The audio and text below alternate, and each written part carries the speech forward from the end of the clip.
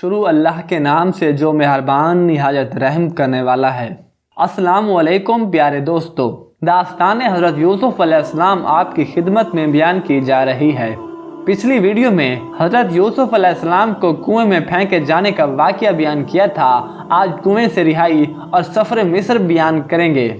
حضرت یوسف علیہ السلام کنویں میں موجود ہیں اور اللہ تعالیٰ سے یہ دعا کر رہے ہیں کہ اے اللہ تعالیٰ، محمد صلی اللہ علیہ وسلم کے صدقے میں میری مشکل کو آسان کر دے۔ یہاں حضرت یوسف علیہ السلام کی دعا ختم ہوئی اور یہاں ایک قافلہ تھا جو مدائن سے مصر جا رہا تھا، اور وہ قافلہ راستہ بھول کر اس طرف آ نکلا جہاں حضرت یوسف علیہ السلام کنویں میں موجود تھے۔ اگرچہ یہ کنواں آبادی سے بہت دور تھا، کیونکہ وہ قافلہ راستہ بھول گیا تھا، اس لیے قافلہ والوں نے اس کنویں کو دیکھ لیا۔ قافلہ والوں نے اپنے ایک ساتھی کو کنویں سے پانی لانے کے لیے بھیجا۔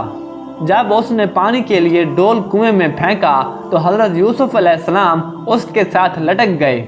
جب اس آدمی نے ڈول کو کھینچا تو حضرت یوسف علیہ السلام کو دیکھ کر اس کی حیرت کی انتہا نہ تھی کہ یہ کیا ماجرا ہے۔ اس نے قافلہ والوں کو بلایا کہ آؤ دیکھو یہ کیا ماجرا ہے۔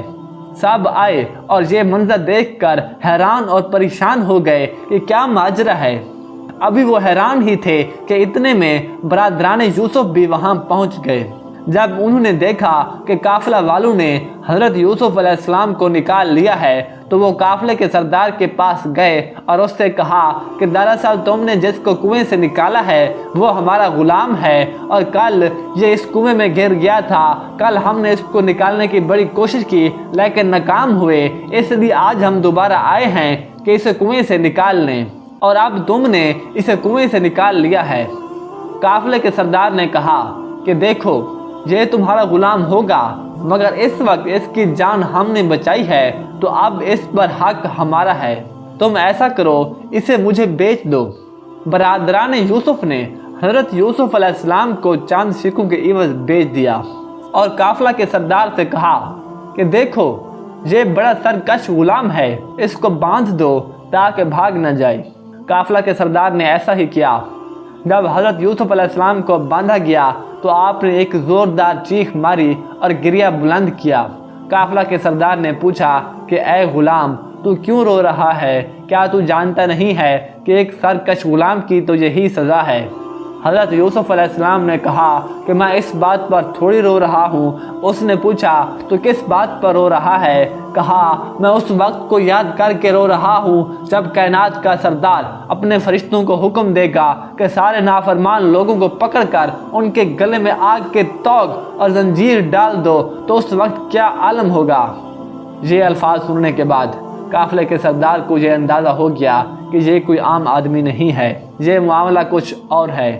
وہ حضرت یوسف علیہ السلام کے پاس گیا اور کہا کہ ابھی خاموش رہو، یہ سب میں تمہارے آقاؤں کو دکھانے کے لیے کر رہا ہوں۔ جب وہ چلے جائیں گے تو میں یہ توق اور زنجیر اتار دوں گا۔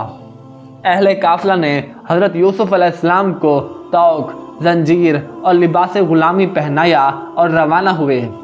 قافلے کے سالار نے حضرت یوسف علیہ السلام کی نگرانی پر ایک آدمی کو مقرر کیا۔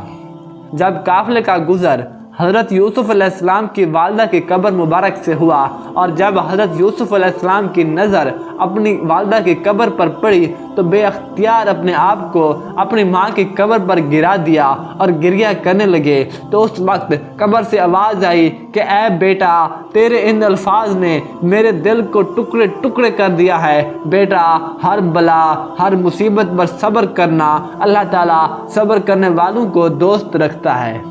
حضرت یوسف علیہ السلام ساری رات اپنی والدہ کی قبر کے ساتھ رہے۔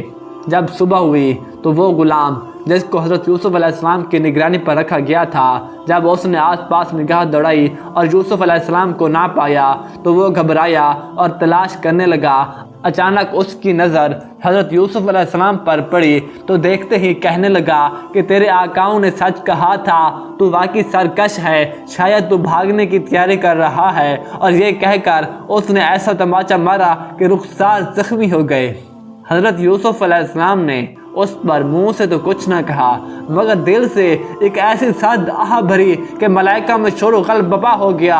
सुर्ख आंधियाँ चलने लगी, बिजली चमकने लगी, अजाब की सी कैफियत हो गई।